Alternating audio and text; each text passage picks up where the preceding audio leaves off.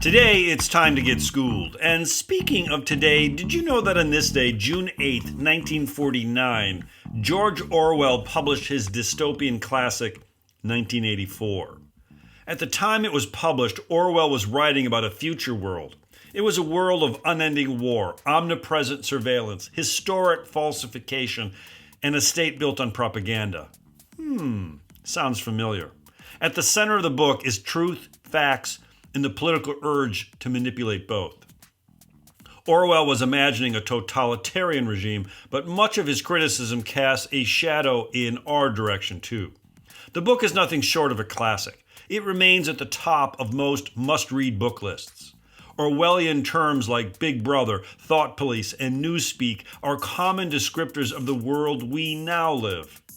The most common theme from the book is how political leaders use history to their advantage. Who controls the past controls the future. Who controls the present controls the past, Orwell wrote. 1984, truly a prescient warning for us all. Still. What seems to be the powerful lesson of this little tale is that some books stand the test of time. Of course, there remains the bestseller of them all, The Good Book, but there are plenty of more good books to think about and to still read. Everyone has their list. Here is mine, in no particular order.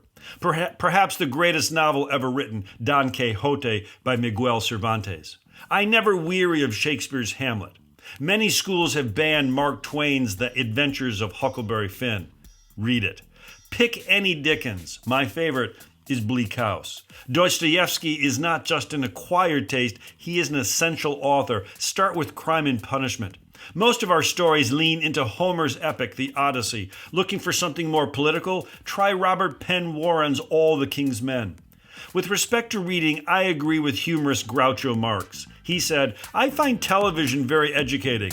Every time somebody turns on the set, I go into the other room and read a book." Psst, it's Prologue with Mr. Review.